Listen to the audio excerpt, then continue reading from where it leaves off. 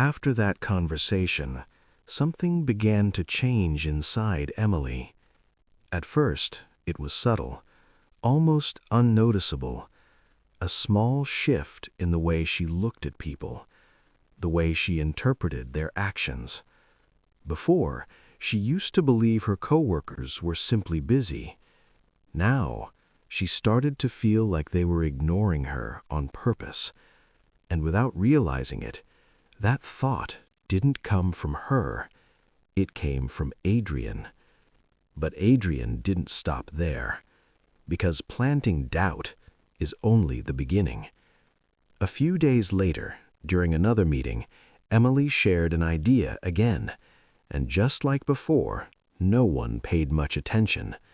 But this time, something was different. This time, she noticed it. Every small reaction, every glance, every moment of silence, it all felt intentional. After the meeting, Adrian approached her calmly. "You see what I mean?" he said quietly. Emily hesitated. "I don't know. Maybe I'm overthinking." Adrian gave a slight smile. "Maybe, or maybe you're finally seeing things clearly."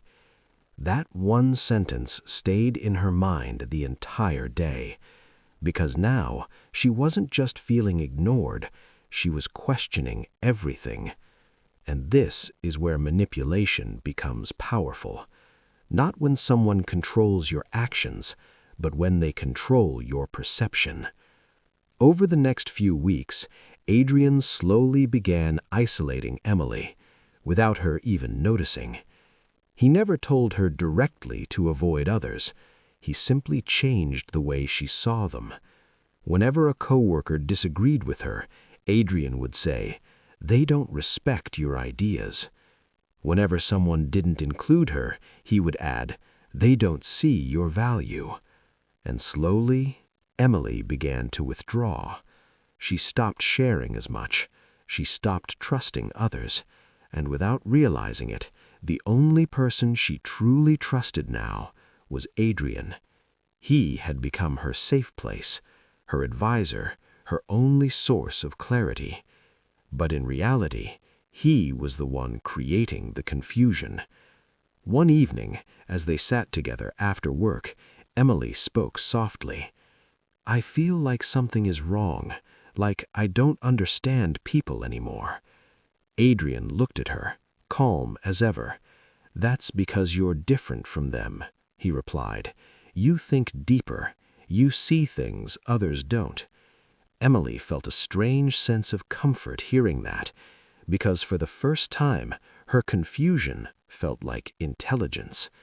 And that's exactly what Adrian wanted, to make her believe that distancing herself from others was not weakness, but superiority. Days turned into weeks, and Emily's world became smaller, quieter, more controlled. She stopped questioning Adrian, stopped doubting his words, because in her mind, he was the only one who truly understood her. But what Emily didn't realize was that every thought she had, every doubt she felt, every decision she made had already been influenced, carefully, patiently, precisely, by Adrian. And the most dangerous part, she believed it was all her own thinking. One day, Adrian decided to take it a step further, because until now, he had only been shaping her perception. Now, he was ready to shape her decisions. The next morning, he approached her with a serious expression. "I've been thinking," he said seriously. "I don't think this environment is right for you." Emily looked at him confused. "What do you mean?" Adrian paused for a moment, as if choosing his words carefully.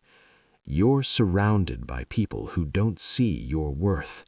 Staying here is only holding you back." Emily felt a wave of uncertainty. A part of her resisted the idea, but another part, the part Adrian had been building for weeks, started to agree. That same doubt, that same feeling of isolation was now guiding her thoughts, and Adrian knew this was the moment everything would change. Because when someone starts making decisions based on your influence, you no longer need to control them. They begin to control themselves for you. And as Emily sat there, thinking she was finally making her own choices, Adrian simply watched, calm, patient, in control, because his plan was working perfectly.